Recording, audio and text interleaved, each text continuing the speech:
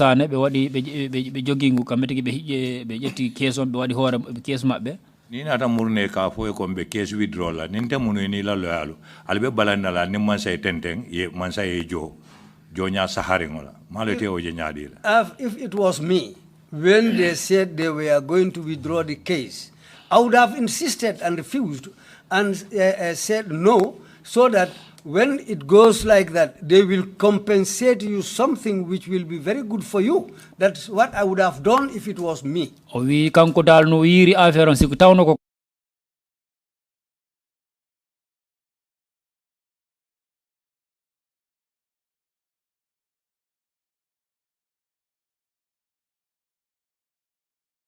ko wonno be ari e makko be yi wondema joni men fala yaltinde keson du woni men fala itude keson o wi'ay be ala konti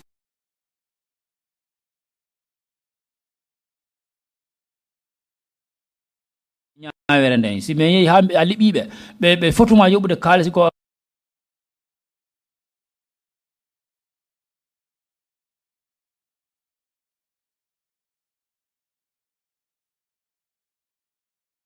ko timmi ko andana bubbinte bernde ko non fotno yaade kanko dal o wi kanko ko non o yiri affaire o anda anko honno yiruda dum yo baraka a jaram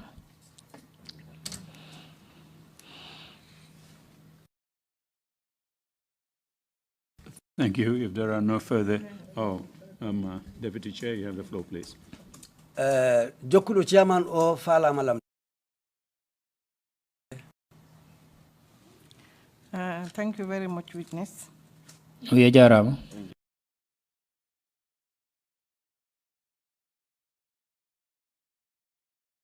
I want to know, how old are your children? We fala andu sukabe maben honno be tolni ko jubi maben ko honno tolnori jamono on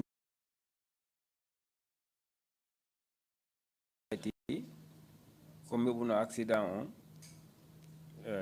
hari ablay ko mo dubi je jo e jego.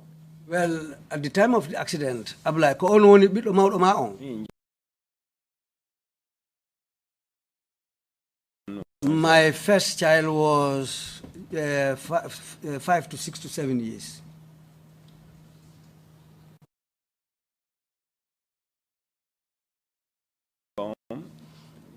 The second child, the female daughter, my female daughter.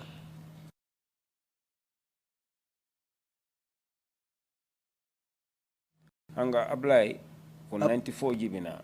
Ablay was born in 1994.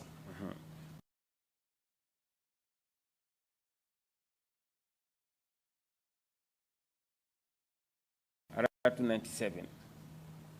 Hombo? You are on 97. My daughter was born in 1997. Yeah, Jibina year 2000. And the last one was born in the year 2000. They were the 3 children I got initially, but I had an extra 2 children after them.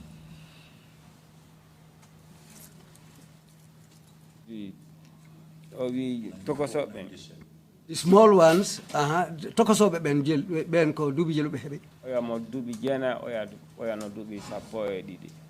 The elder one is 12 years and the younger one is 9 years. Now, the other question is in relation to the apprentice and the passengers who were coming off the car. Do you know what happened to them? Apprenti ma on kanyum kiliano be ma wonno be ngade modo be nda anduno ko hondum kadi honno ben don fiima be sakkitori kilian ja on don dal mi taade on don hande kadi on debbo kono apprenti yon on mo yeya bui syndicat ka marsega. Well, about the lady who got injured, I didn't see her again from that day. But my apprentice is around. He is now a trader at the Sandika market. Thank you very much. Ajara. Thank you. Imam Jallo, you have the floor, please. Imam Jallo, Commissioner Imam Jallo, kadi wol mo arde landa ko. Mr. Barry. Mr. Barry. I want to ask you in fuller. andi aya jokki ñaawore den e gorgu maɗa ha Allah okkima gonga. You followed this case from the beginning, the trial, up to the end of it. You followed it as a man. Allah walima be accitima e kala kan. Allah helped you up to the end, and they left everything with you. I want to know. Arutino ka badu konte halnamo fika hala ka kanko okkanima hakkille goddo e fika hala. Did you go back to Badu Conte to explain the matter to him so that he can give you another idea, or how did it end? Didn't you go to him again? Argolanga kako kit hani o wi gila halaka gila ɓeɗo acci halaka e jungoma a ruttuno ka Badu Conte a haalanimo no ɓe acciri ñawogol e jungoma walla ya Badu Conte himo tawa noon deñande mi iwi to mi ɗetti ID card ñande mi aron haka Badu Conte mi halani ambuso mi halani ɓe aɓe fo maɓe wonde mati ko ni yaari. Yes, Badu Conte in fact was at the courthouse that day when everything was ended. In fact, the day they gave me my wife's ID card, and the guy who bailed me, they gave me his ID card too.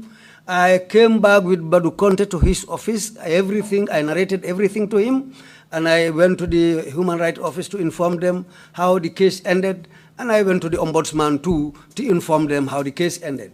Because kondeñande Badu Conte konkadi o ɗetti file mo wonno la windande on no case on yaari fo o jonni la wi maro wasi Allah no andine mo ɗum ɗo aray.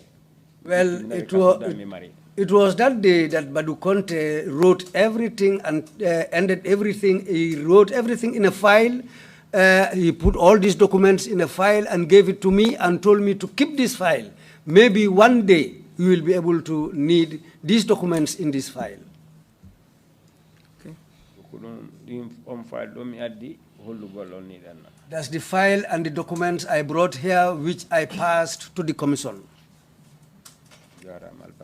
Thank you very much. May Allah reward you. Thank you. There are no further questions. Mr. Barry, if you have any final remarks to make, please proceed to do so now. Joni Mr. Barry kawondo commission be hay gor ala e landegel ko be landato ma joni kawondo e hala kan rutinama e ma sida mari ankade ko jogodo da jogida ko hala na libi be dedin e da way e fuddade hala udda hala ma kam ndo fendo andi gonga si alla imani kama wallo goma ko lawol labungol hollete. Well, as things happen, if Allah is ready to help you, Allah will always guide you and put you on the right track. Allah addi o commissioner ha mi hewti do mi hetti hande gonga. It was Allah which brought about this commission, which brought me here to come and sit in front of this commission and narrate my story. Hande Allah komi wiya ko wadi wide commission on jarama yalla yob on ko moƴƴi. Well, I have nothing else to tell the commission apart from saying to you, thank you very, very much. May Allah reward you all what you wish for yourselves.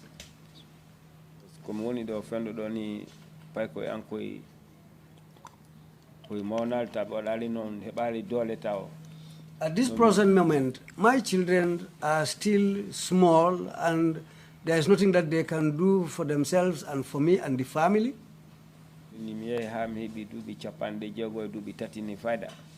But Allah helped me.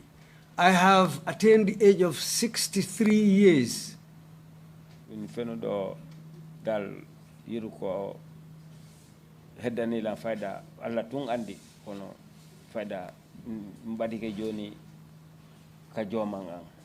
what I will say at this stage is that, well, I have nothing else to say. Now I have reached the age which now I can say I'm just waiting for Allah's decision, whatever He wants to do with me.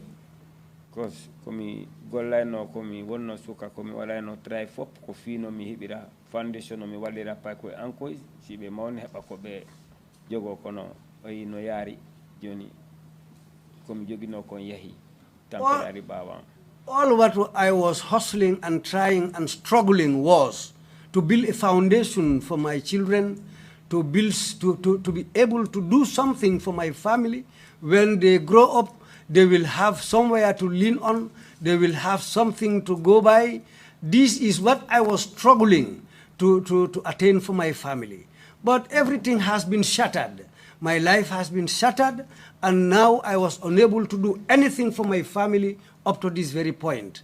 Now, there is nothing I can do for them except what Allah has created or what Allah has ordained for me and my family. Apart from that, there is nothing else I can do. Joni fayda kolom mi hattata commission on nila jarna be ha joni kolom mi wawani be yeru ko Allah ñaawi arta horan hande kadi o yo ardu e jam fiir pay ko anko no mi ibaranoɓe fi aduna maɓɓe hande kadi ko goɗɗo no jonnila moto hay dogingo fayna fen ɗo mi fiƴƴi ɗum kono so lan dogina ko fino mi heɓira dépense mi lan e suudu luwas ha joni. Yes, at this point I heɓi moto joni. No debbo no jonnila moto. Yes. Dogina mo. Yes, at this point all what I am doing is somebody took pity on me and gave me a vehicle which I am driving, because I am not I have not wholly recovered. But as far as I have a family, and some of them are still small, I cannot sit down like that. This is why I'm still driving, trying to get something for my family, trying to give, to earn a living for myself and my family.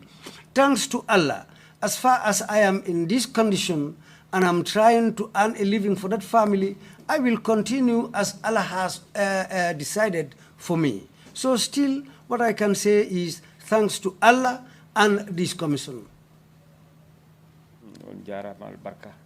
Thank you very much. May Allah reward all of you. Thank you very much indeed, Mr. Barry. Your great intentions for your own future and the future of your family had been hijacked by the state. Ajara matigi bari. Imuno pro etana beingurema besnuma fof. Afudino etade mo anduda. Afala wadande yimbe maɓe e family ma ko moƴƴani ɓe. Wiɗa afala ɗumen darinde foundation kono ɗum fo yakkama.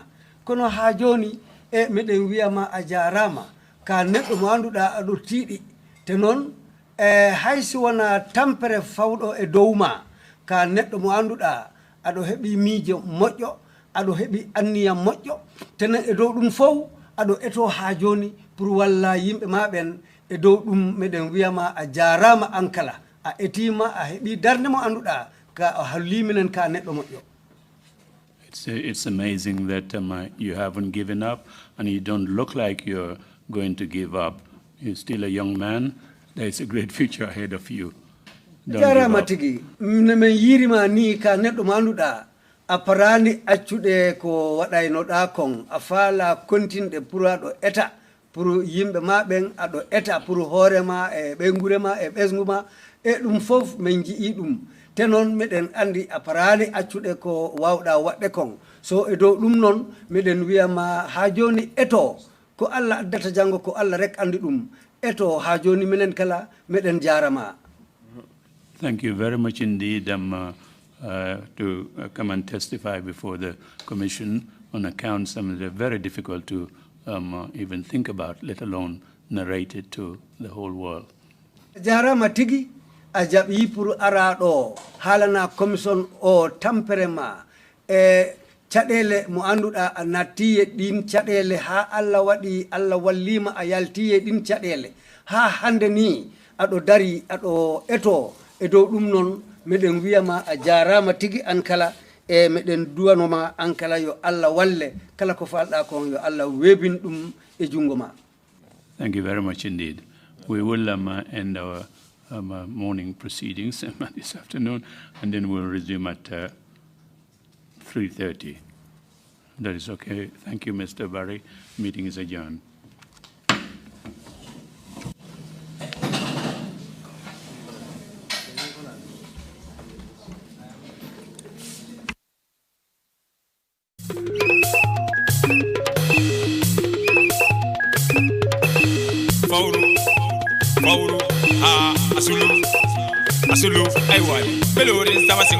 Assalamu alaikum warahmatullah. Man tey pour wax leen affaire US Census 2020 biñ dégmal si US Census 2020 fukki at yu nekk la day xaw fii si suufi America. US Census bi ci la nguuri America di compter boppi doomi aadama yi nga xam ne ñoo dëkk fii ci suufi America. America nag mu ngi am juróom fukki gox ak ñaar. ñun gox gi ñu dëkkee fii mooy Washington State.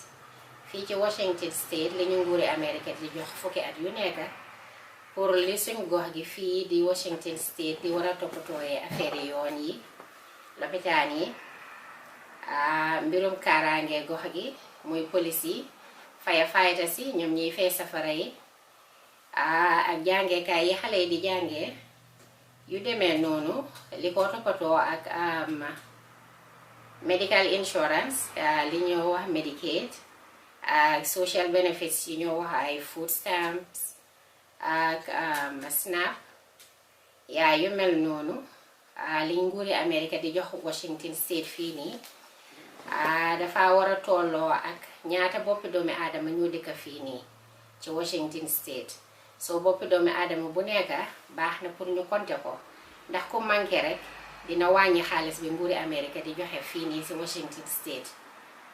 boppi doomi aadama bu nekk ñu ngi ko xaymaa ci lu tolloo $2,000 at bu jot léegi fukki at boo ci compter $2,000 dafa tolloo $20,000 pour boppi doomi aadama bu nekk.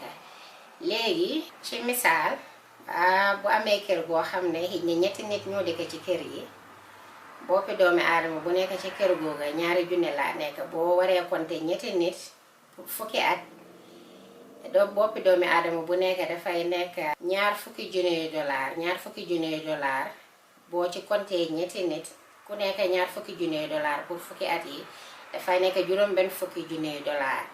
léegi boppi doomi aadama yooyu dëkk ci kër gi mooy ñetti nit ñoom ñëpp buñ manqué dafay mel ni nguuri Washington State dinañ manqué ci seen xaalis $60,000. loolu xaalis bu bari la bu manqué dina lor askan wi te ñun ñëpp bugga nañ ku ne ñu compter la.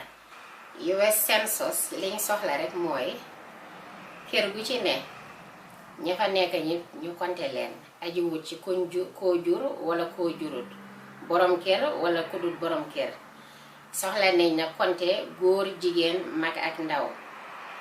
te leneen li ñoo soxla ci kër gi mooy kenn ci ñi dëkk ci kër ga joxe turam ak téléphone numbaam ñi ci des ñëpp soxlawuñ dara ci ñoom liñ bugg a xam rek mooy ñaata nit ñoo dëkk ci kër ga. ñaata nit ñoo dëkk ci kër ga góor jigéen mag ak ndaw ñi gane si sax dañ leen war a compter moo xam mag lañ wala ndaw lañ.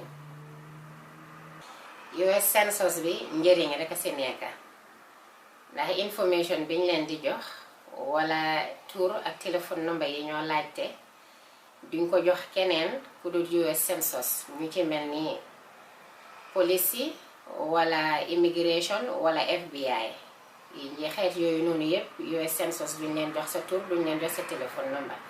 US Census tamit soxlawuñ ndax doomi réew mi nga wala doo doomi réew mi danga fi gane si wala gane si wuloo fi fii nga juddoo wala juddoo fi am nga kayit wala amuloo kayit. US Census soxla loolu liñ soxla rek mooy ñaata nit a dëkk sa kër loolu rek lañ soxla pour compter mbooleem boppi doomi aadama yu dëkk fii ci suufi Washington State.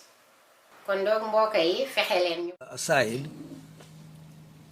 yoni men fo ko non men jokkide mo hakander galle makko ton. Then we also followed him bit by bit until we entered his compound.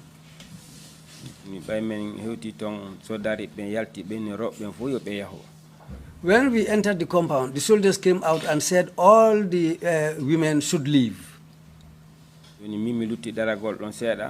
Then I stayed there a little bit and I kept on standing there. One soldier came to me and asked me, "What are you doing here?"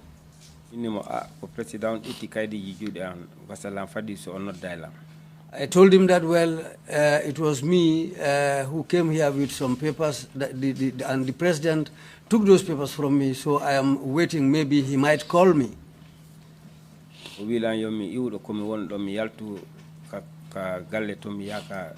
Kasare. He told me to leave the compound, let me go out of the compound and go and sit somewhere outside in the village. Second gate Kasare. When I left the first gate and I came into the outer compound, those soldiers there also told me to go out of the main compound and go and sit somewhere inside the village. This is the time I came back to that same baobab tree where I used to sit down. Mr. Barry, did you recognize any of these soldiers? Mr. Barry, a minute here, Benda. What do you make be under my own? On moment, I got to Dal. At that moment, I cannot recognize anybody. Did you know their names? In the Mapbenen, no? No, and in the Mapbeden, on Bendon, on Bay Arno Bedon, first report.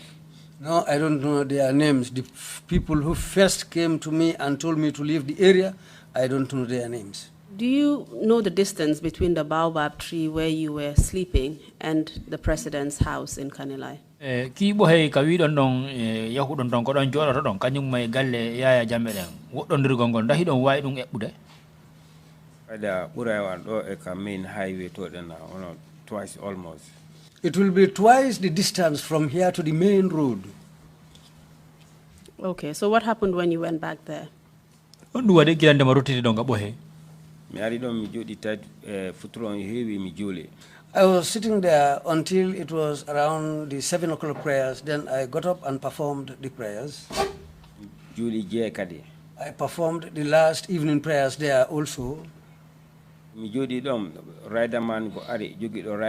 I sat down there. Then one man came on a rider.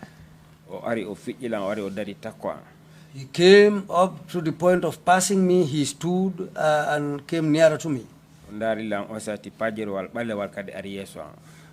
that rider stopped there, another vehicle, a vehicle came there, a black Pajero, which came and stood in front. So GP. 2 soldiers alighted from that vehicle. The man on the rider also stayed on his rider.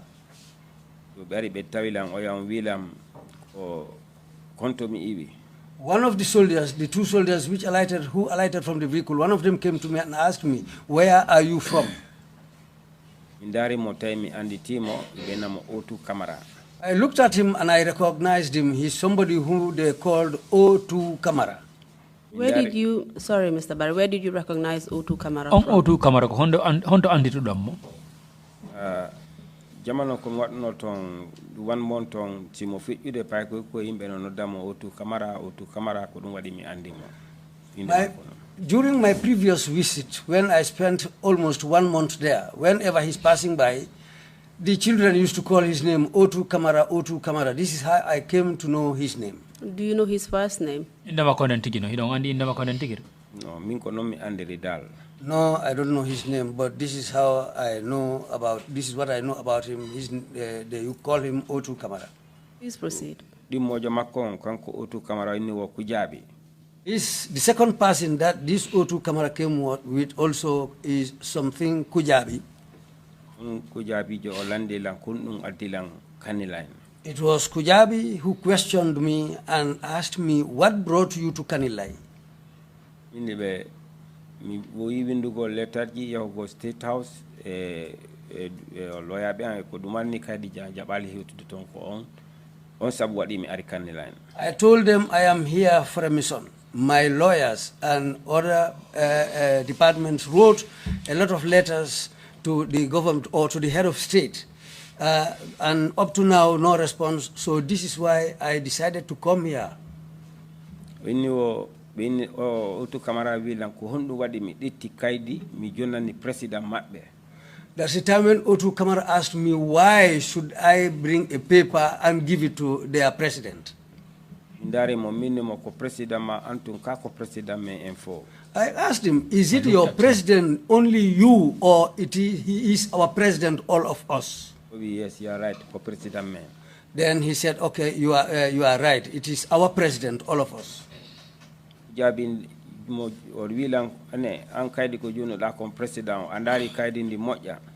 that's the time when Kujabi asked me, the paper you gave to the president, did you look at that paper properly?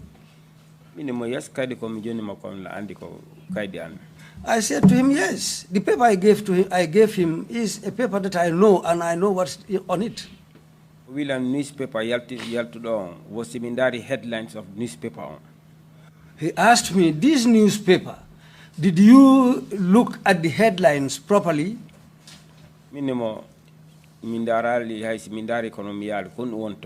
I said to him, well, if I looked, I didn't see anything. But what is there? What is about the headlines?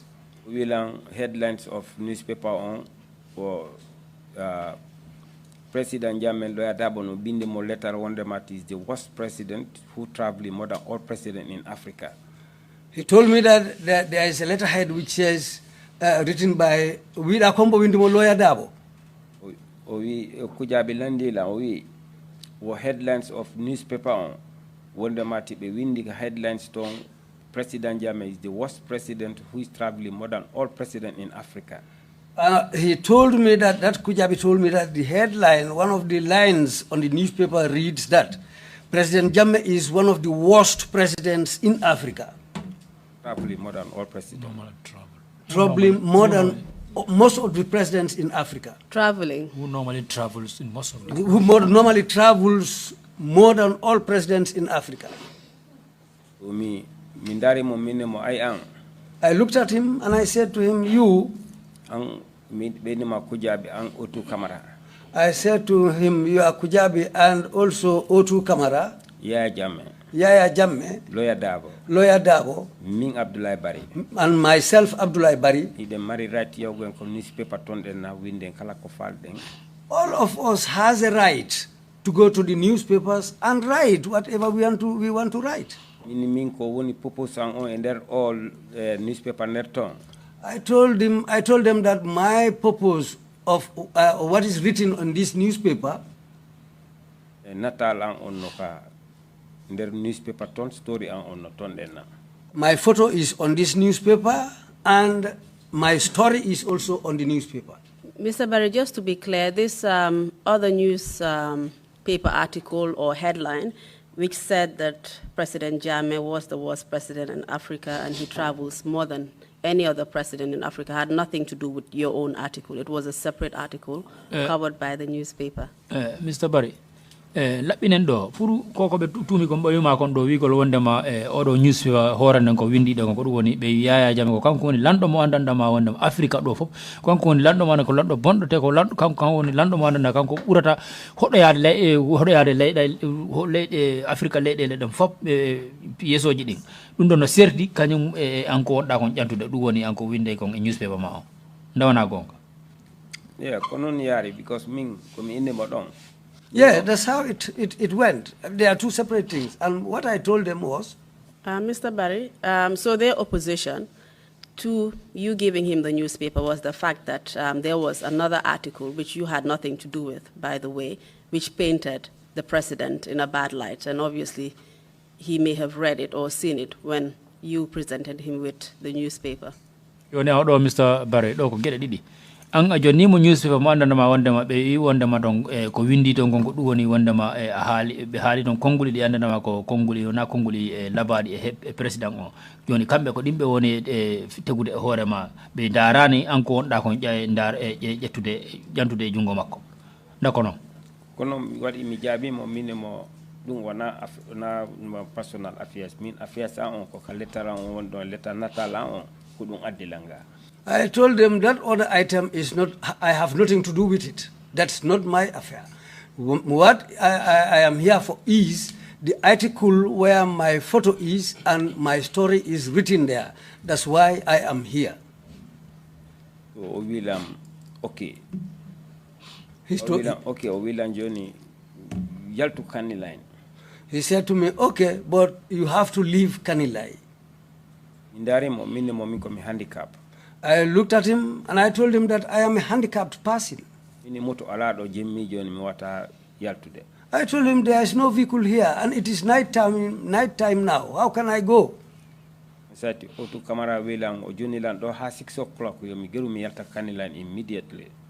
time when Otu Kamara told me, I am giving you up to 6 o'clock. You have to leave Kanilai. 6 a.m. or 6 p.m.? So I 6 watuji jego ko bimbi onda ko kiki andi ko jama mi woni joni ko subaka bimbi o wi si bi weti subaka e demasi subaka mi yaltu mi yaha. It was at night when this was taking place. Then what he meant was that 6 o'clock in the morning I have to leave Kanilai. Can you tell us the demeanor? Can you tell us the demeanor of these soldiers who approached you? Were they courteous or did they appear in any manner? Be military be anama be tawima dayda waye men holla halande ma be konno be birema ko honno be yirum be hewtire ma nda ko yimbe be andama ko be nyaaduno be ma nda ko be jippini hoore mabbe benga ka state ka galle makko tombe yuri be dido kala be jogi fetel kanyo o jogi do rider mo jogi fetel be fo mabbe.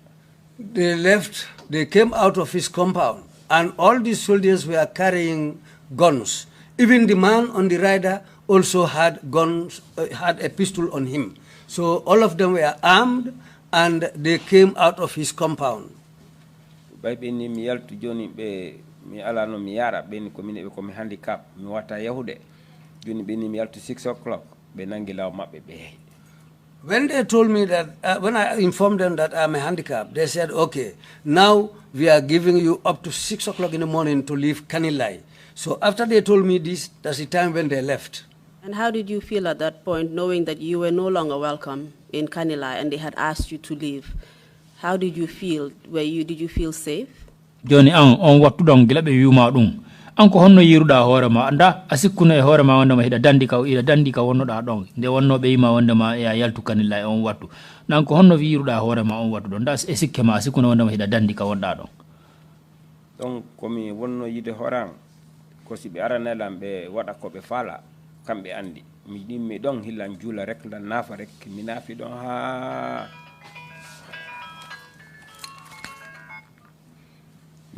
ha on sa mi ronki. Well, at that time I didn't mind anything. I continued there. What I was doing was continue praying. I prayed there continuously up to any time, but all what I was doing was to pray to Allah and ask for His mercy. Every 5 or 10, 15 minutes, then what happened after that was that every 10 to 15 minutes, this Pajero will come and pass by, and that man on the rider will also come and pass by. Hari mimbari mi anda cigarette Allah mi sodi package didi cigarette mi fi mi mita dun na fatala. At that time, I don't even smoke. I was not a smoker. But because of the frustration and how I felt, I decided to go and buy 2 packets of cigarettes and I started smoking. But even after that, I realized that the cigarette smoking didn't help me anyway. Did you feel any fear at that point? On what dong? On huluno? Ilami andi horang libi banduang imanoki kono kondinyande libi bandandu no harino dari asika ma distu glass wadda horang hakke ko mi huli bandandu fop no dari ilandara ni tun. From the day I was born, the fear I had that day, I never had that kind of fear, because there came a time when even my whole body started feeling like if you pour a cold water on me, ice cold water, if you pour that on a person, how he feels, that's how I felt. And all the hairs on my body started to stand on end. Can you tell us why you felt that way? You know why halanimbe ko dum taki bandu mondu wa iri wano.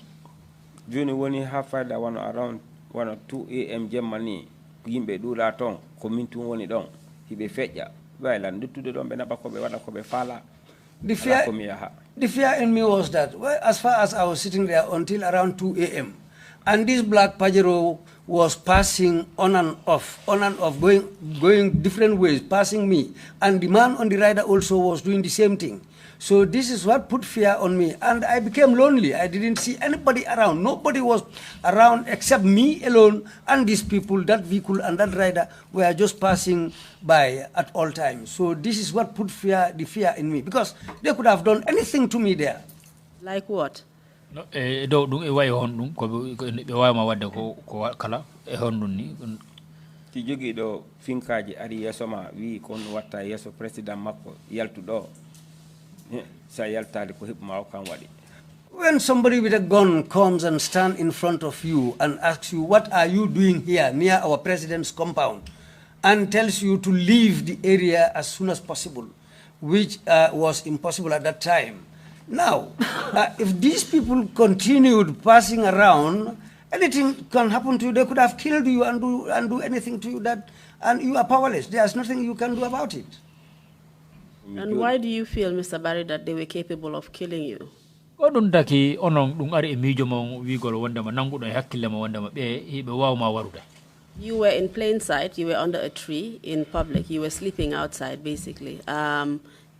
Why do you feel that they would have had that audacity to actually kill you? Anko yasi wonno da te ko na hida wodduno be seda ka ju wonno da ton ko antan wonno no hida jodani don horema ko dum taki hebuna ngom mijo wigol wanda ma be no wawma warude do.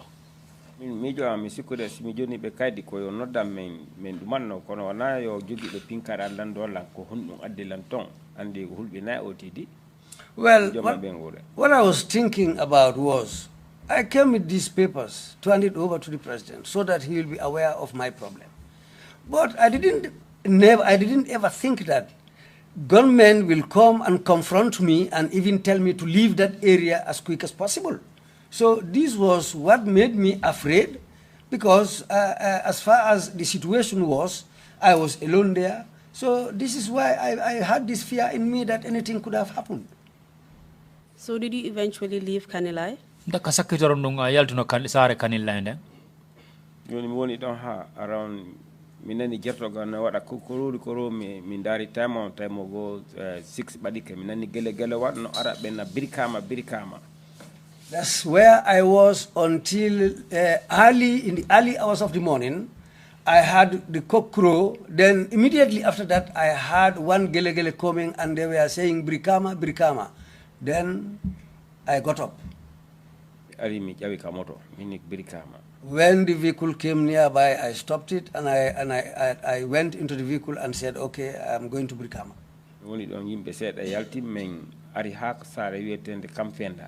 Then people also came on board, and we went up to a village called Kamfenda.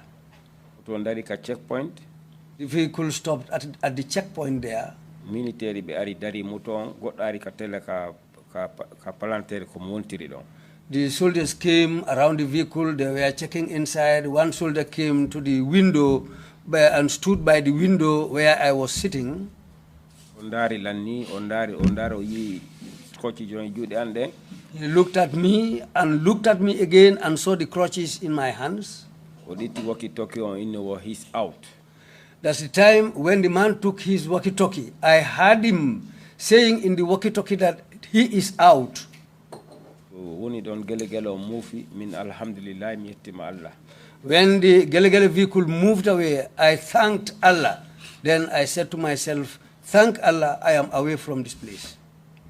Then I came and alighted from the vehicle in Brikama. Mr. Barry, what do you think they meant by he's out? The soldier said he's out when he was talking in his walkie-talkie after they searched the car and saw you.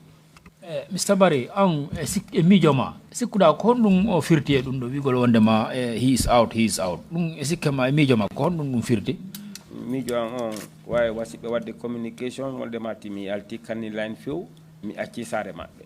Well, what I was thinking about that was when I heard him say this, I thought that, well, they are talking about me, saying that I have left Kanilai as far as in the previous evening they told me to leave the place. So you believed that they were monitoring your movements? Oh, you know what? Ini ang ko gomda ko duwoni wonda ma ang hari be dartinda de fima. Den don ila jema ko wala no patro ndar golla ko min tubo no wando wadde monitor no habe andi mi yalti joni. Well, what I thought about that was, I thought that they were monitoring me. By the time when I was there in the evening, that Pajero vehicle was passing by and the rider passing by continuously.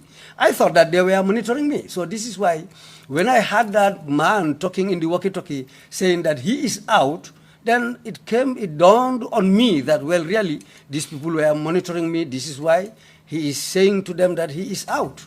And how did you feel at that point, being inside this vehicle and soldiers were searching for you, and you felt like you were under surveillance? How did you feel? On jamanu gilande ma moto mo ngari hewti ha on checkpoint dong militaire ɓe ari ɓe hurli moto on hiɓe dartindo moto on an hiɗa ka nder moto militaire uji goɗɗo ardi ka hedde ka palantere ka jooɗiɗa ɗon o yurni nder ton o yi an e leɗɗe ɗe yarata ɗen o wi o haali ɗi konnguli an honno ɗum wayi e ma ka nder moto ɗon an gila wonnoɗa ɗon ko honno ɗum wa'uno e ma ɗum lammijo e allah wallilam mi daɗi e ɓe alhamdulillah joni mi yiya ɓe ngurande.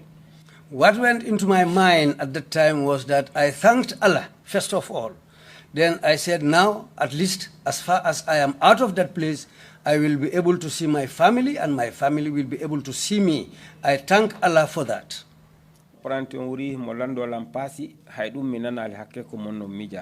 Because even the apprentice of the vehicle was asking for fares, but I was even unable to hear him because of what was going in my mind at that moment. This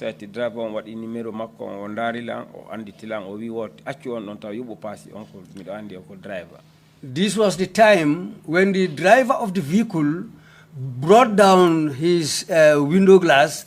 He looked inside the mirror, the back view mirror, and saw me. Then that driver recognized me, and he told the apprentice that, don't ask fare from that man. I knew him before. He was also a driver.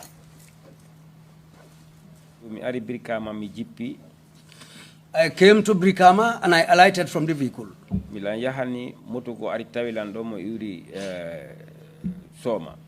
I was walking by the roadside when one vehicle coming from Soma found me there.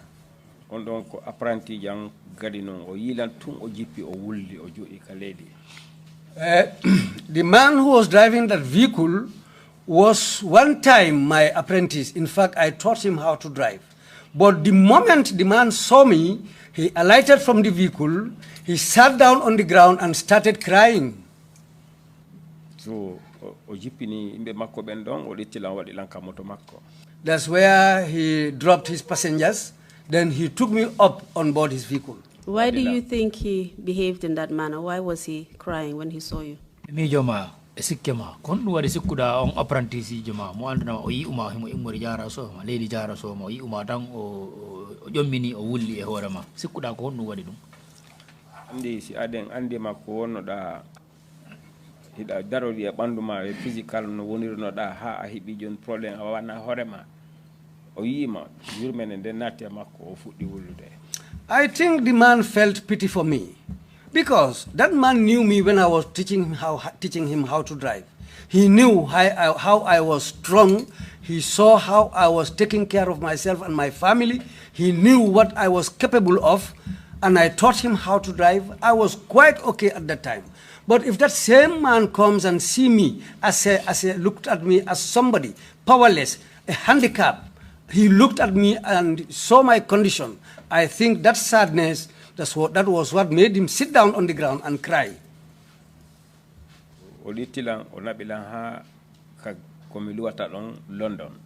That man took me all the way to where I have my house in London Corner. Almost $3,000. That man bought a bag of potatoes, onions, a drum of oil, and gave almost $3,000 to my wife.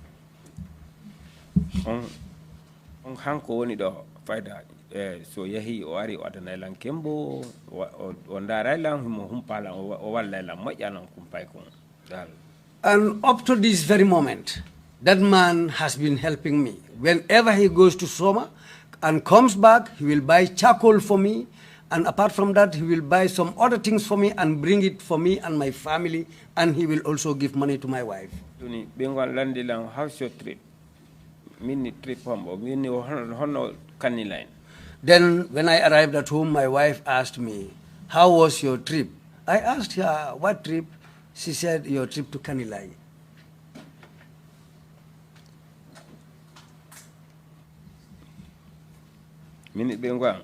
And then I said to my wife, I told her it's just by sheer luck that you didn't lose your husband. She said, what happened? mi yahi mi président on mi junnimo kaydi o jaɓi kaydi juuɗe am joni jemmaji ɗin fof joggiɓe pinkaɓe no ara hoore am. I told her I went to Kanilai. I was able to see the president. I gave him my papers. But after that, throughout the night, where I was sitting outside, gunmen were just passing by me every few minutes. And she said to me, Barry. I said, yes. She told me, forget about these people before you will lose your life. I said, okay. I spent the night there. The following day was Monday in the morning. I woke up. Mr. Barry, before we proceed, I just wanted to go back on your visit to Kanilai. You had visited the president there. I believe it was in 2004, because you said it was the 10-year anniversary of his taking over the country. Is that correct? Yes.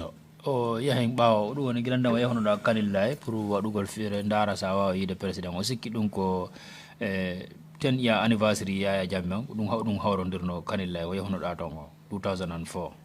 Non ko noon yaade waɗi ton 1 month. Yes, that was how it went. That was my first trip when I spent almost 1 month there. Yes, Mr. Barry, before that, did you have any communication with the president? Mr. Barry, gilande ma yahonda ɗon da ida famondira e président o non fo miɗo yiyamo feƴƴa kono mi heɓata access ɓadagol mo. No, during all the time, I just see him passing by, but I don't even get the chance to go closer to him. I had no access to him at all. Did you write to the ex-president Yaya Jammeh before you went to Kanilai? Yo yahude Kanilai kandre kasare Kanilai nda on windannomo letter. Lan jogino kaydi ko mi windi on handwriting on hay typado dum lan jogino mo ka baga si mi yinomo ko on mi jonnaynomo si wono mo yuddude kono Allah wadi mi hebali access yiddugo makko ni kaydi dutti ka baga. No, but what I had was a handwritten paper which I had in my bag, and my intention was to hand that handwritten paper to him if I was able to get near him. But I didn't have any access to him. I was unable to go near him. I was unable to pass that paper to him. It was in my bag. Did you subsequently write to the president after your visit to Kanilai? Da kasakitoron gilanda ma yawda Kanilai pour humpita gol mo ton nda windanno mo letter kaydi. Sakitoron ko mi yata ko mi nabori newspaper on mi winduno kaydi gol on ko din kaydi on newspaper be o jabi ka jungwa. Well, the letter I wrote was with me. That was the letter which accompanied the newspaper, which were with me all the time when I reached Kanilai. These two documents were the documents I gave him, and these were the documents that he snatched from my hand. Mr. Barry, we have a letter here that is actually typed out, signed by you, and it's dated 4th of August 2003. Mr. Barry, o nini fondo hebe hemdi don letter wondo goddo mandana ma wonda ma ko wado letter wada type machine te letter ron ko lewru August balde mun nay 2003 o winda te ko anu on signe mo. In fact, it bears your name but not your signature, if I may just clarify that. Pour o fewna do o wi o inde mo wonton kono wona signature mo wonton ko do mi windi mo mi nabe mo State House be wada la reply wona Kanilai mi nabori o do ko State House Banjul. That was the letter I took to the State House in Banjul, not to Kanilai. That letter, I personally took it to State House in Banjul. And was that in 2003? That don't go hit on 2003? Yes, that was in 2003. And that was before you, as you said, it was before your visit to Kanilai. Yes, that's quite true. And was it because you had no response to this letter? That's why you went to Kanilai? Ɗum sai on yehi on heɓi fewjorande pour yahgol Kanilai sabu ko heɓani jaabu e letter mo jonnanɗon mon e ko ɗum tagi wiɗon joni ɗon pour yo yahu ndaron so yiyemo Kanilai. Wa ko ɓe heɓali jaabu e jabande yimɓe ɓen fof windi heɓali jabande ko ɗum waɗi mi windi waɗa e newspaper mi yehi Kanilai. Well, as far as wrote that letter and I had no reply for that letter, then this is why I wrote this other paper plus the newspaper item these are the 2 letters I personally went to Kanilai with, because I had no reply for the first letter which I sent. Do you know whether you can identify this letter? Is that the letter you're referring to? Dako on letter woni don. Ko on no wiide halde kullemu. Yeah, or come window no. Yes, this is the letter I wrote. That was State House Banjul. I took it to State House in Banjul, and there was no reply. Was it the same letter that you attempted to give to President Jammeh in Kanilai as well? Dako on letter gotong buno don pour jonnon kan president dum woni Yaya Jammeh Kanilai so hewtino to. Ko on letter. Letter mo mi winduno o mi nabi Kanilai. E odo is almost the same faida ko fino mi hebira lawo rek e makko sita be waylan wallude kudum wadi mo wadde kip be windugo rek fino be no hewtira makko. Yes, I wrote another letter different from this one, but they were almost the same, because I was just trying to get access to him so that I can hand over these documents to him. Mr. Barry, have a look at this letter and tell us whether this was the letter you carried with you to Kanilai. Joni o letter mo moni arma arde jonnangol ma do ndari o do letter kan dako o wonno letter mo andama wondama ko yaadu nabordon da ko yahayno da Kanilai pour yigol wadugol fere ndara sa wawa yidude e makko pour jonnama mo.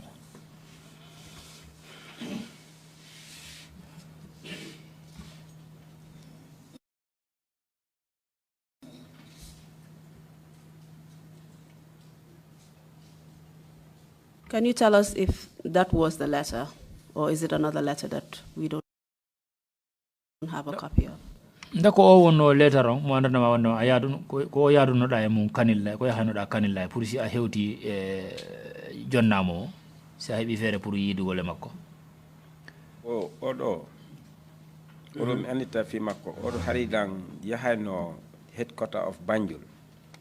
Mi windi o mi wadi o envelope fino yaraka State House kadi mo mi nabuno on Kanilai mi si kasulan jogino photocopy makko because mi wadi mo type rek mi jogodi mo e newspaper mi yademo.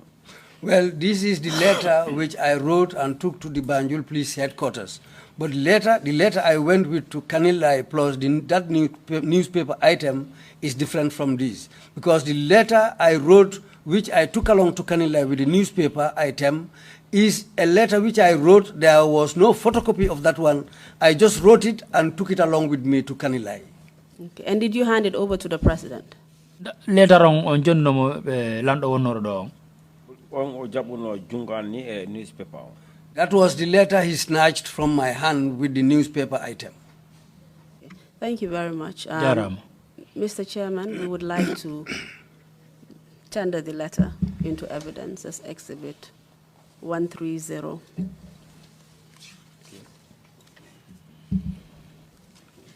I believe it's K.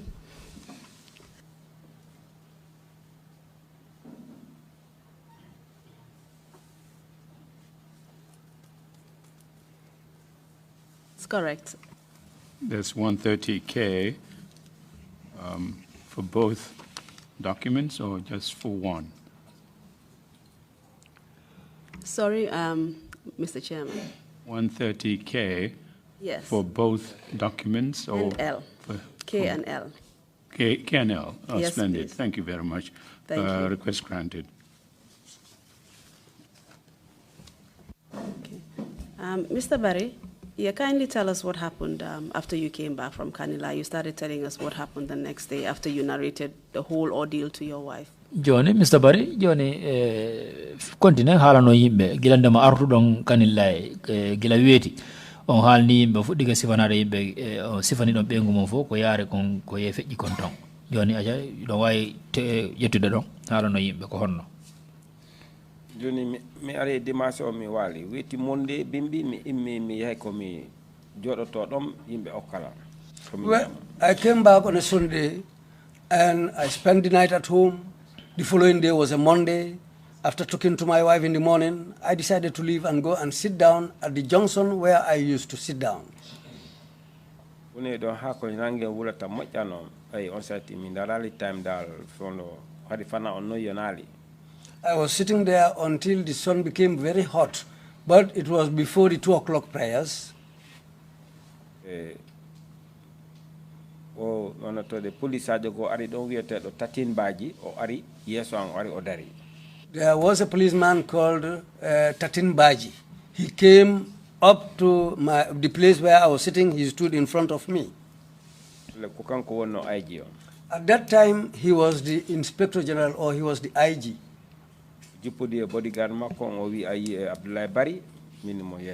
He alighted from the vehicle with his bodyguard, and he asked me, "Are you the man called Abdullah Bari?" Then I said yes. We were President Jammeh no landi fima. He told me, "President Jammeh is asking about you." Okay. I said, okay. We joined Mayor State Banjul headquarters. Then he told me that now we are going to the Banjul headquarters. They helped me, then I climbed on board his vehicle behind and I sat down.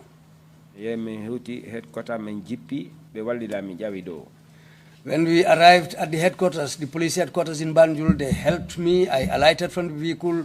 They helped me again to climb up the stairs to the office upstairs. William, president only what to find out me. He told me that it was the president who told me to find out where I was. He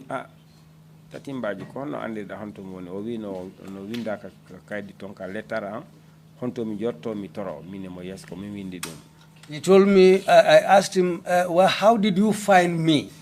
He told me that, but if you remember, you wrote a letter where you wrote the place where you used to sit down the whole day. It is on your letter. This is how I came to find out, because the moment I read that on the letter, I decided to come to the place. This is how I found you out. President Jammeh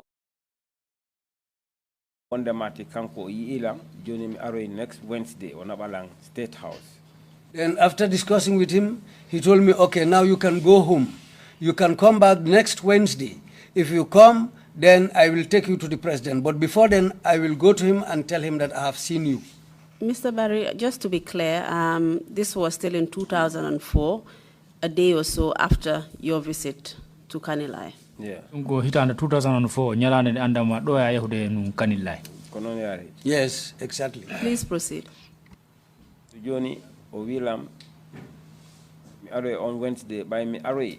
He told me to come back on a Wednesday. Then I went there on that Wednesday. Yarik office Makomi Jody or William.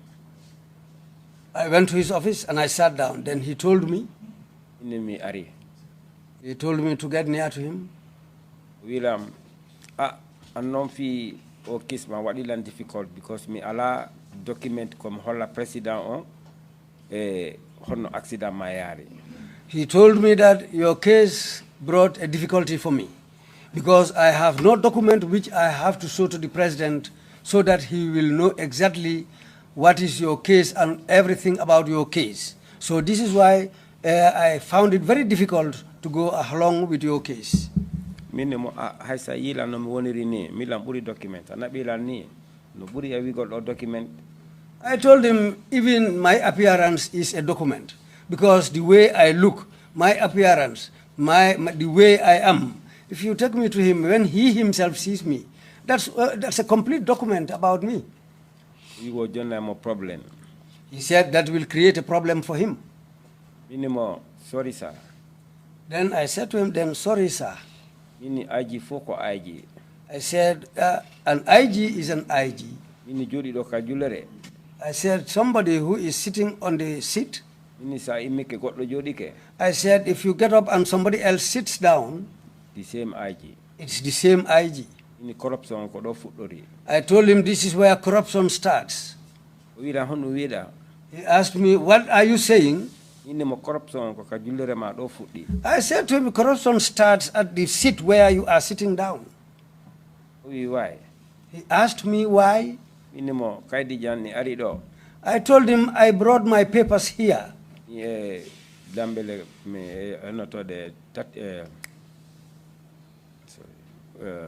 Jata Balde. I told him I came here. A policeman called Dambele was aware, plus Jata Balde. And we gave our documents to Jay Sow. Jay Sow took these documents from me. I'm sorry, your document is missing. When I returned back, Jay Sow looked at me and told me that your documents are missing. Ibunjai. Ibunjai si bopam ondari na owila he kaidi jemadi no maji. Ibunjai also came and told me that your papers got lost. I think there's something wrong with the interpretation. Just repeat what you said, Mr. Barry. Minimo corruption on kakajulere do fuure e makko. I told him corruption starts with you here on this seat. Mini ko mi arde jata balde do dena men joni jeso kaydi jamen do waddi ka kobot. I told him I came here previously and myself and Jata Balde, we gave our documents to Jay Sow. He took them and put them inside a cupboard. Joni Ibunja yeka office makondare are o William, Mr. Barry, I'm sorry, your document is missing. On my order return, Ibunja went into his office and came out and told me that your documents are missing. This is why I'm saying to you that corruption starts here on your chair. And can you tell us who Ibunjai was at that point? Ibunjai IGP. Ibunjai was also the IG at that point. And it was Tatin Baji who replaced Ibunjai. No, I need Tatin Baji kong lonti Ibunjai. Wow, exactly. Yeah. Exactly. And just to remind our viewers, you had told us that Jason was the deputy IGP at that time when you had submitted your documents to the police. Do andintineng yimbe wombe ndarude. Awi no do yimbe on dama ko Jaisu kanko hikkino yeso police abe no don IG on watu. Yeah. Yes. OC Jata Balde was the OC at Birkama. OC Jata Balde kanko ko OC Birkama o wonno. Yeah. Yes. And Dambale was the investigating police officer of your case. Dambale kanko wonno Banjulinding police station kanko wonno lijintinde case ma on. Yes. Jaiso woni deputy IG to Ibunjai. Jaiso was the deputy IG when Ibunjai was IG. Kudun on sa by Ibunjai wi don tatimbaji ari woni don. That's the time. That's when when Ibunjai left. It was Tatin Baji who replaced him.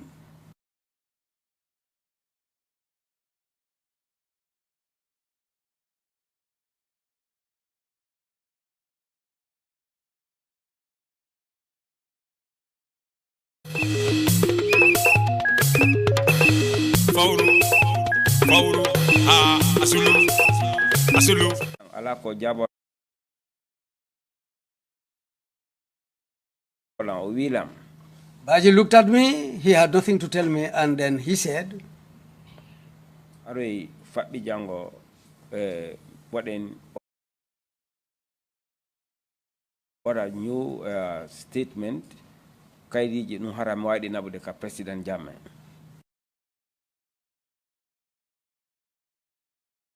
Then Baji told me, you can come back the day after tomorrow. We will write out a new statement and we will take that to President Jammeh.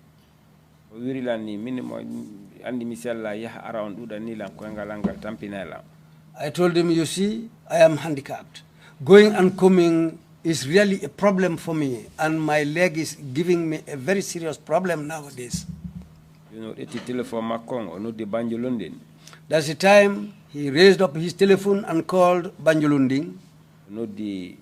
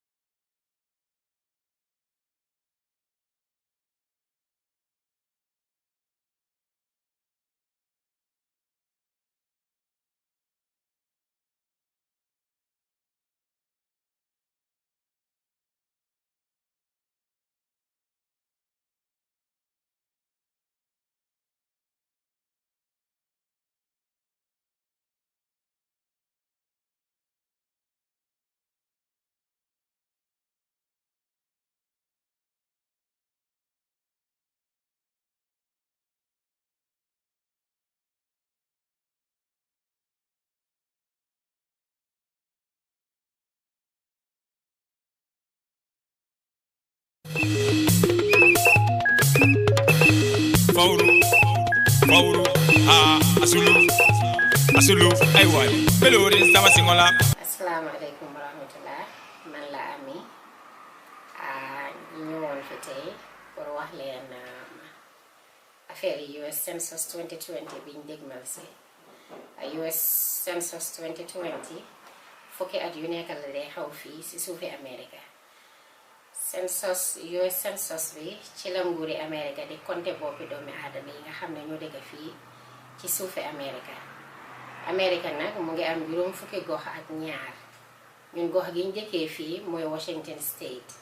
fii ci Washington State li ñu nguuri Amerika di jox fukki at yu nekk pour li suñ gox gi fii di Washington State di war a toppatooyee affaire yoon yi lopitaan yi mbirum kaaraange gox gi muy police yi firefighters yi ñoom ñiy fay safara yi ak jàngeekaay yi xale yi di jàngee yu demee noonu li ko toppatoo ak medical insurance li ñoo wax Medicaid ak social benefits yi ñoo wax ay food stamps ak SNAP yaa yu mel noonu li nguuri Amerika di jox Washington State fii nii dafa war a tolloo ak ñaata boppi doomi aadama ñoo dëkk fii nii ci Washington State soo boppi doomi aadama bu nekk baax na pour ñu compter ko ndax ku manqué rek dina wàññi xaalis bi nguuri Amerika di joxe fii nii si Washington State boppi doomi aadama bu nekk ñu ngi ko xaymaa ci lu tolloo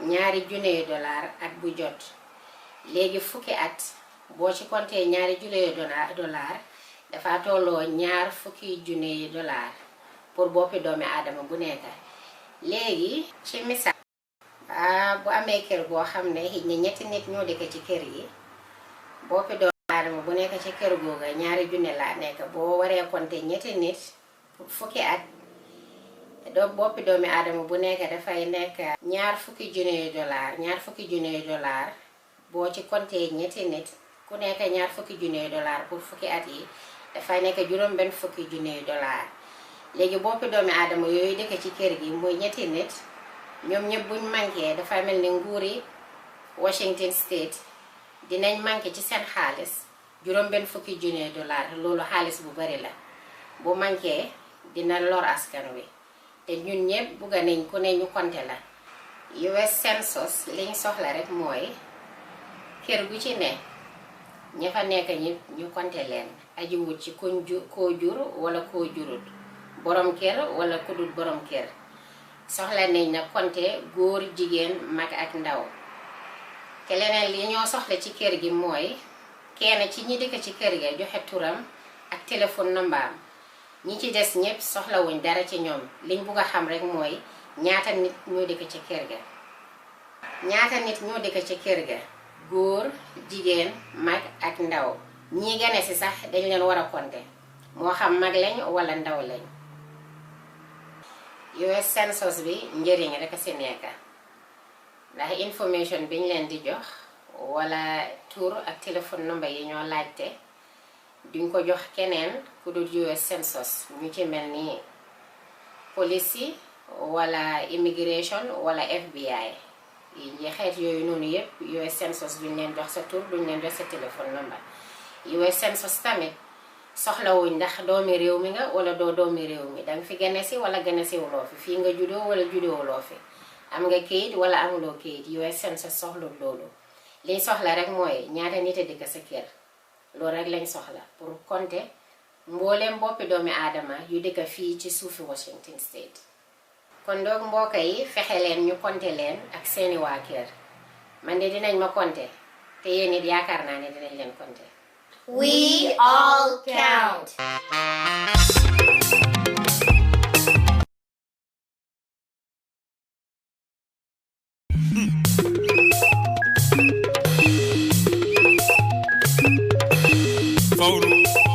Fauru,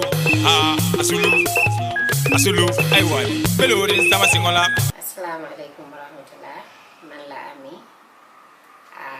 Ñu ñëwoon fi tey pour wax leen affaire US Census 2020 biñ dégmal si US Census 2020 fukki at yu nekk la day xaw fii ci suufi America. Census US census bi ci la nguuri America di compter boppi doomi aadama yi nga xam ne ñoo dëkk fii ci suufi America. America nag mu ngi am juróom fukki gox ak ñaar.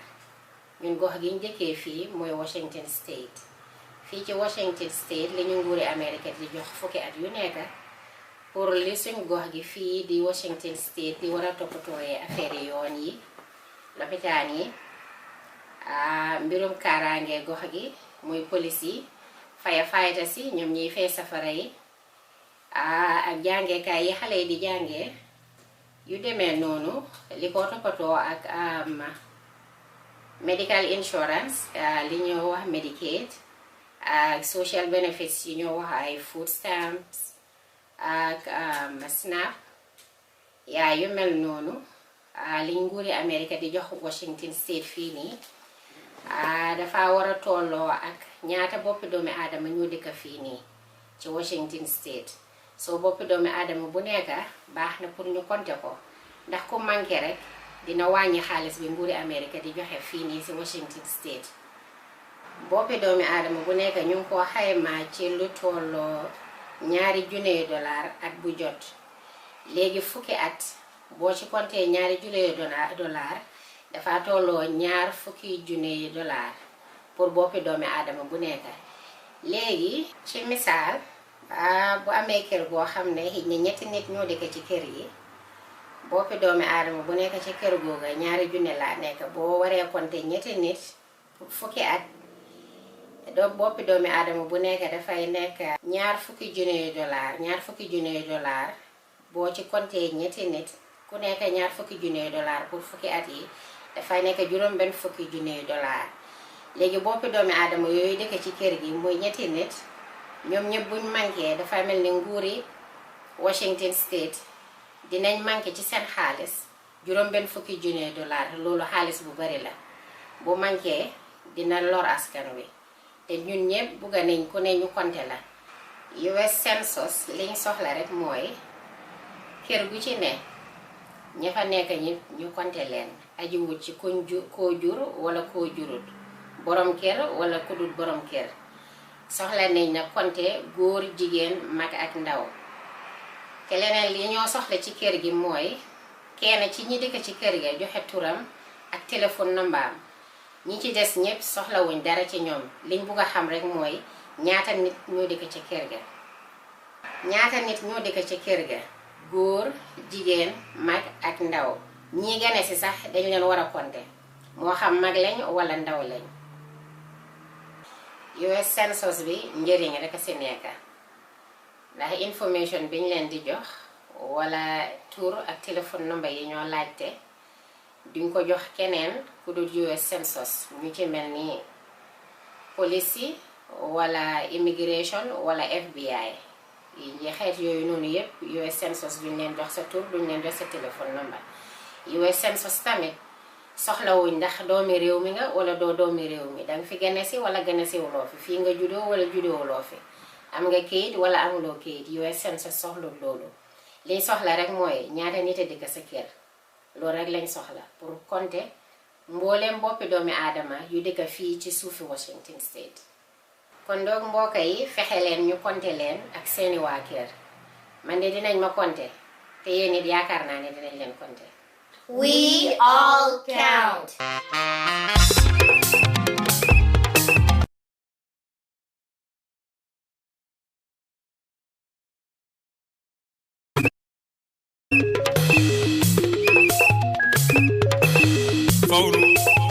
Fauru,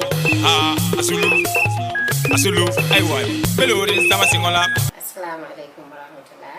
Man la Ami. ñu ñëwoon fi tey pour wax leen affaire US census 2020 biñ dégmal si. US census 2020 fukki at yu nekk la day xaw fii si suufi America. US census bi ci la nguuri America di compter boppi doomi aadama yi nga xam ne ñoo dëkk fii ci suufi America.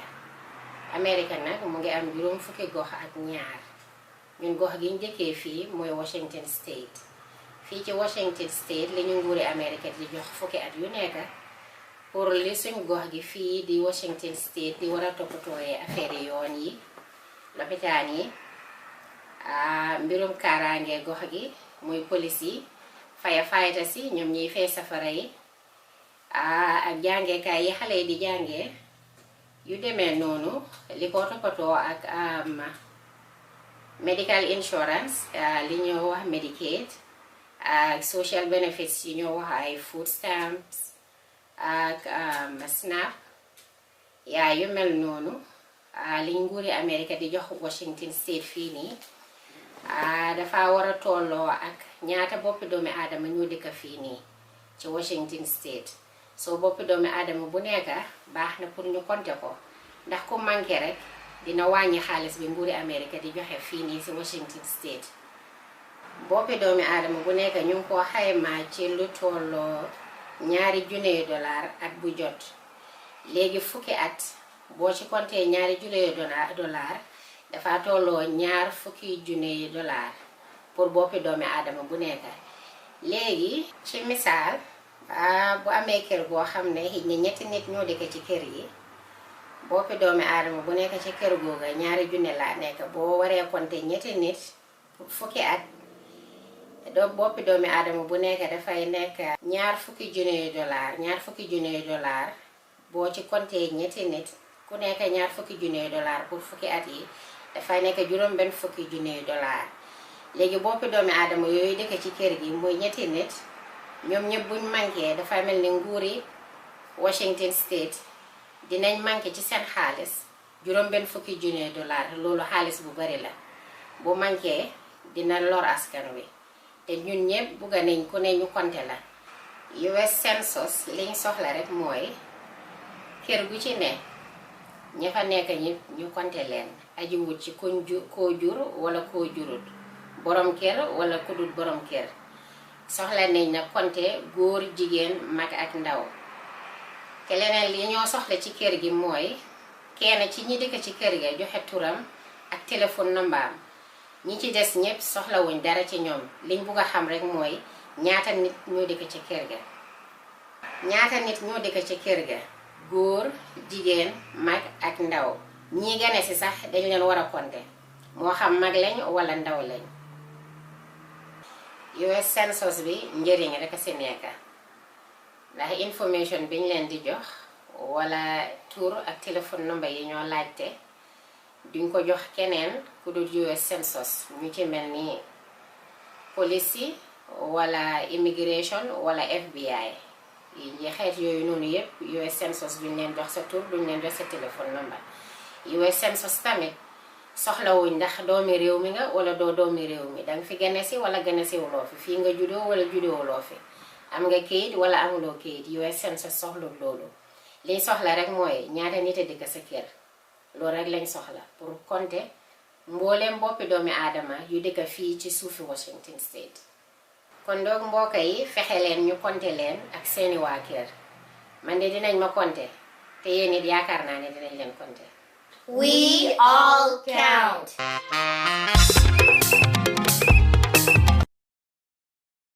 Fama ke min fama hani fentuwa ja am gini roli sol man muka hani fenetuwa ja albeni la ye duwale ja se jabur jam ndul ka bi freedom of space te buwale jam duwol be la duwa du buwal be buwa alla bolan esti Gambian dream brikama boyo ndul kanna kuwole ke is all about Gambian talent TV tune in direct ala jibe stay tuned mimbe kering Gambia bantala Gambia luo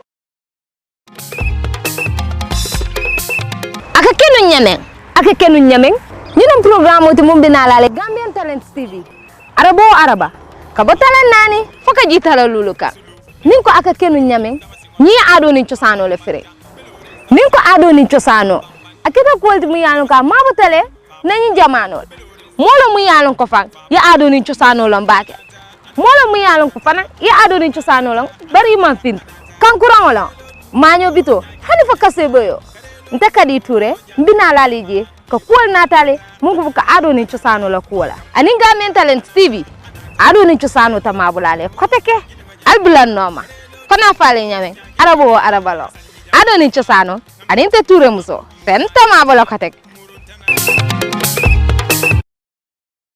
min famang hani fentuwaye jam am giri roli sol man muka hani fenne tuwale jam albeni la ye duwale jam se jabur jam ndul kabi freedom of space te buwale jam duwol be la duwa du buwal be buwa alla bolon esti Gambian dream kama boyo ndul kanna kuwole ke is all about Gambian talent TV. Tune in direct ala jibe, stay tuned. Mimbe kering Gambia Bantala Gambia luo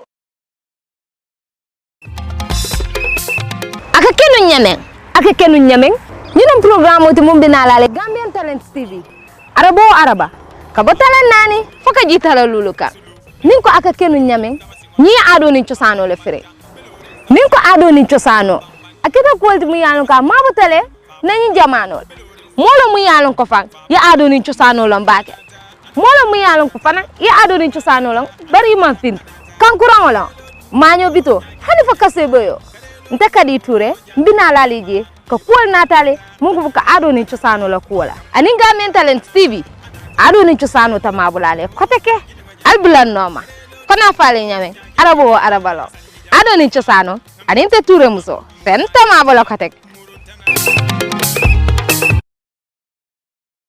min famang hani fentuwaye jam am giri roli sol man muka hani fenne tuwale jam albeni la ye duwale jam se jabur jam ndul kabi freedom of space te buwale jam duwol be la duwa du buwal be buwa alla bolon esti Gambian dream kama boyo ndul kanna kuwole ke is all about Gambian talent TV.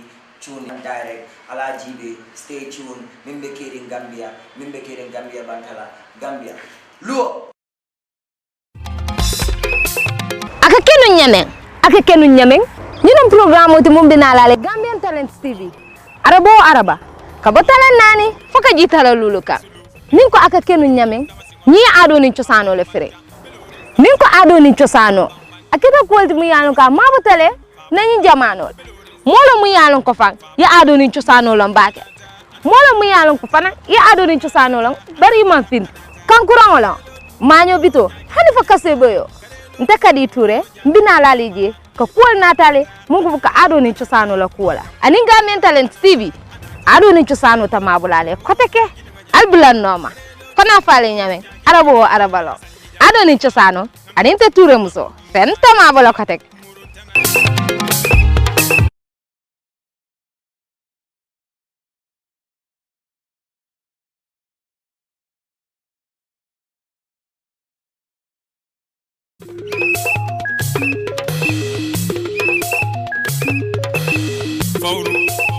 Fauru,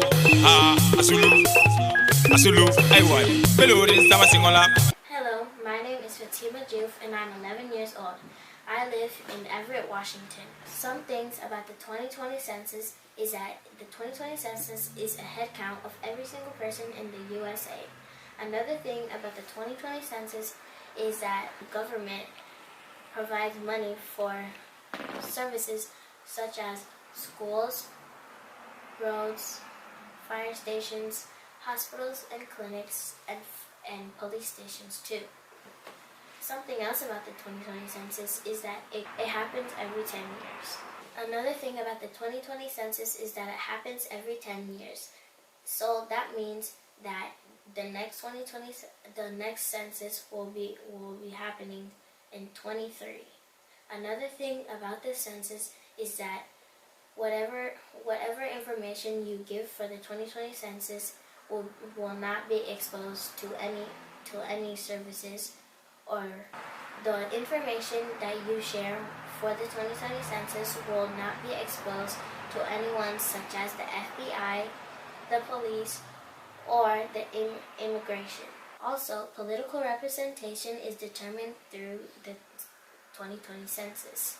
Also, political representation is determined through the census. Whoever is not counted, the state will lose about $2,000 every year for the next 10 years until the next census happens. That's why it is very important for every single person to be counted. That is why I count. We all count.